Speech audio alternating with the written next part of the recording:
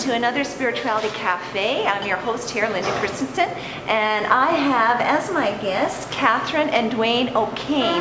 They're both co-founders of Clear Mind Institute International, which is an organization, or I guess you'd call it an organization, that offers a variety of programs dealing with in the arena of relationships at an individual level for yourself, personally, and then as well as how you relate to your partner, or as women relating to men, etc., dealing with relationships and all kinds of programs, which I'll let you talk about. And they're both counselors and have had many years experience in counseling, and they also provide a program for training people in the arena of counseling so they can get certified and registered as counselors here in British Columbia, Canada. And so Duane and Catherine here are my guests. And the topic tonight, because of their area of expertise, is going to revolve around relationships. And of course, my interest is always in spirituality, and so we're going to be exploring all the various aspects, or some of the aspects, of what's involved in incorporating spirituality in your life, and fundamentally using that spirituality to create more successful relationships. And as I'm sure we all know, that this is a struggle we all have in life, is having fulfilling, enriching, successful relationships. If it be a relationship with ourselves, with others, with our mate or spouse, with our children, and with life at large in general. It's all of life revolves around relationships, right? And so, welcome again to Spirituality Cafe. And just to sort of launch off here, how would you go about describing spirituality in general, and how do you think it shows up in our relationships, if there's a lack of it or if it's present in some way? Any thoughts on that? Go ahead.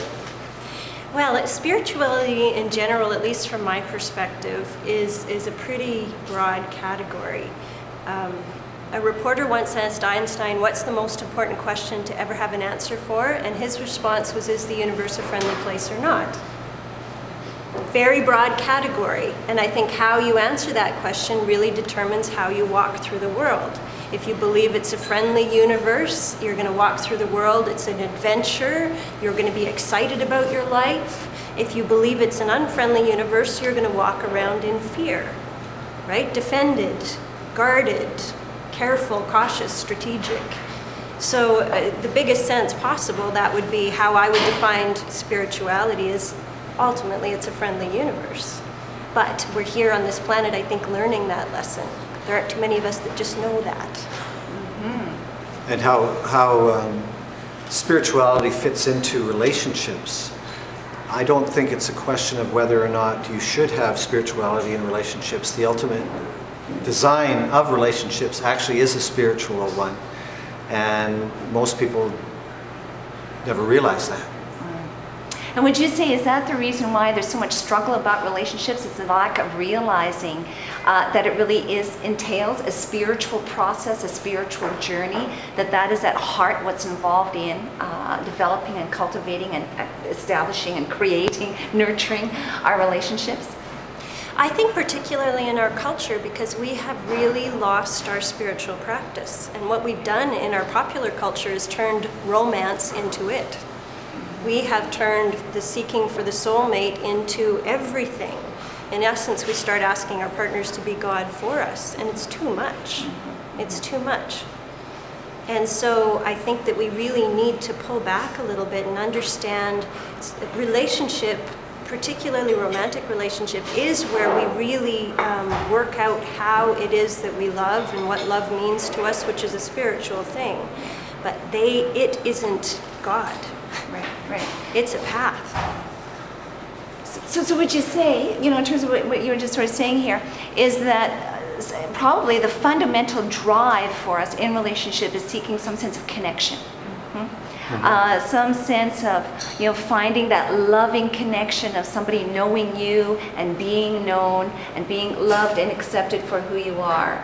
And that sense of loving connection and belongingness is really often the drive behind almost all of our relationships in some way? Yeah, but there's a very fine line between longing for connection and wanting to be filled up by someone.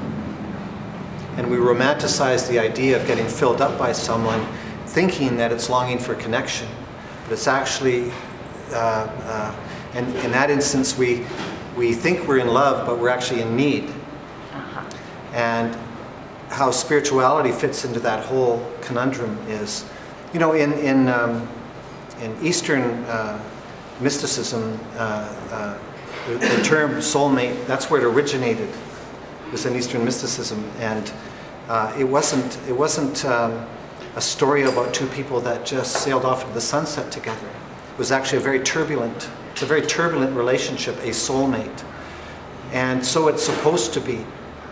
It's only in the West that we have this romantic notion of it's supposed to be in some easy sail into peace and bliss and happiness. We attract someone in our life that actually is going to disturb us in some way. And that's not an accident. And as much as we long to be with someone, we actually also get scared when it's that important person. And what it conjures up, what it stirs up in self, is actually what